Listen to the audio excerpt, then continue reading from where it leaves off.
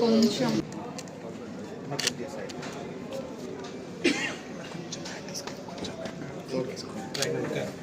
మేము definitely couldn't bring back the loss only, but this is a small gesture and మేము తప్పకుండా మీ కుటుంబానికి ఏ అవసరం ఉన్నా మేము అండగా ఉంటాం. ఇప్పుడు చెప్పేది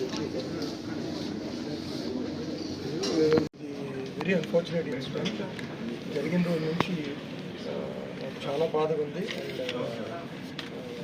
వీ కుడ్ ఎక్స్ప్రెస్ ఫీలింగ్స్. తర్వాత అందుకనే రేవతి గారు చనిపోవడం it's big loss for the family.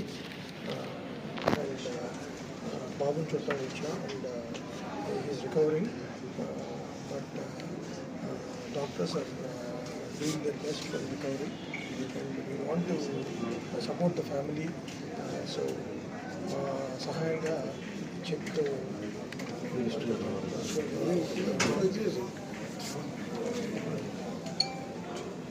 Sir ఒక్క నిమిషం.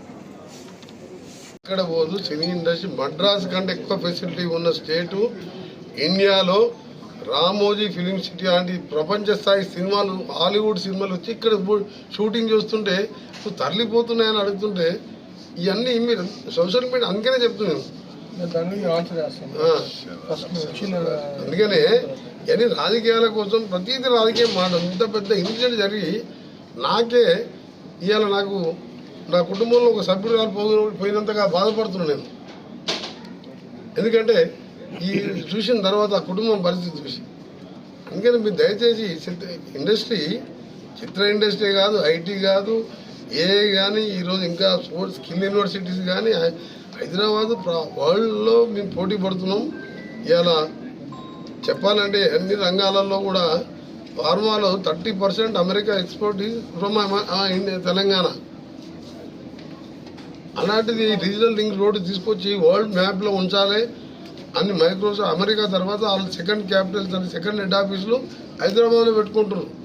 గతంలో నేను ఐటీ మినిస్టర్గా పనిచేసిన. అందుకనే ఏది ఎక్కడ పోదు.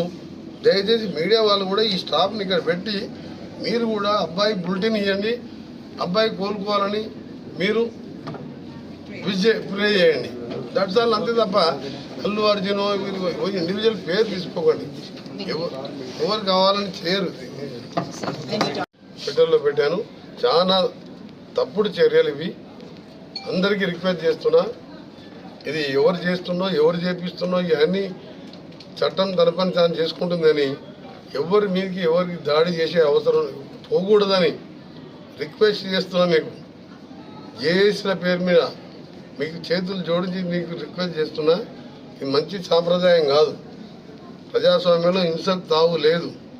ఇన్సిడెంట్ జరిగితే పోలీసులు ఉండరు, కోర్టులు ఉండరు, చట్టం ఉండదు. వాళ్ళ పని వాళ్ళు చేస్తారు. కానీ ఏంది ఇది? నిన్న సీఎం గారు కూడా దాని వెంటనే రాత్రే ఖండించాను. నేను కూడా సినిమా మినిస్టర్గా ఖండిస్తున్నా. సినిమా ఇండస్ట్రీ వాళ్ళ జోలికి కానీ, హీరోల జోలికి, డైరెక్టర్లు, ప్రొడ్యూసర్ ఎవరు జోలికి పోదు. వాళ్ళకి ఇంకా సపోర్ట్ చేయాలన్నది నాకు. ఇలా చిత్రపూర్ గారిలో ఓపెన్ ల్యాండ్స్ ఉన్నాయి. ఇక్కడ జూనియర్ ఆర్టిస్టులకు కానీ, పేద ఆర్టిస్టులకు మంచి యాక్టర్స్ ఎంతోమంది ఇవాళ పేదరికంలో ఉన్నారు. వాళ్ళకు కూడా ఫ్లాట్స్ కట్టాలని ప్లాన్ చేస్తున్నాను నేను. అంతకుముందు పోయిన టీఆర్ఎస్ గవర్నమెంట్లో ఆ నాయకులు అమ్ముకున్నారు ఫ్లాట్స్. వాళ్ళు ఉంటుంది. ఇప్పటికెళ్ళా 3 బెడ్రూమ్ ఫ్లాట్ అంటే ఒక 5 కోట్లు ఉంటుంది నానగ్రామ్. అది కాంగ్రెస్ గవర్నమెంట్లో ఇచ్చిన ల్యాండ్. అది ఆ రోజు కాంగ్రెస్ ముఖ్యమంత్రి చెన్నారెడ్డి గారు చిత్రసీమను తీసుకొస్తానికి రామారావు కోరిక మేరకు NTR studio, Annapurna studio, Ramanaidu studio, Padmalaya studio, 1000 కోట్లు ఇవాళ ఆస్తులు ఇవాళ తీసుకొచ్చిన ఇండస్ట్రీ కష్టపడి ఆ ఇండస్ట్రీని ఇక్కడనే ఉంచుకుంటాం. వాళ్ళని కాపాడుకుంటాం. ఆ ప్రొడ్యూసర్ని, డైరెక్టర్లని, ఆ జూనియర్ ఆర్టిస్టుని, ఆ హీరోలని ఎవరు జోలికి పోవద్దని వారందరికీ మా పూర్తి సపోర్ట్ ఉంటుంది. మా ముఖ్యమంత్రి సపోర్ట్ ఉంటుంది. సినిమా ఇండస్ట్రీ మినిస్టర్గా నేను కూడా సీరియస్గా మీకు వార్నింగ్ ఇస్తున్నా. ఎట్టి పరిస్థితుల్లో ఎవరి దగ్గర పోయినా పోలీసులు మళ్ళీ వాళ్ళ చట్టపరంగా చర్యలు తీసుకుంటారు.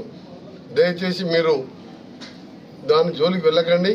జరిగిన ఇన్సిడెంట్ అందరం కూడా బాధపడే విషయం. అందరం కలిసి ఒకటే ప్రే చేద్దాం. ఆ అబ్బాయి కోలుకొని ఆ కుటుంబానికి అందరం అండగా ఉన్నామని నా రిక్వెస్ట్. సార్ సినీ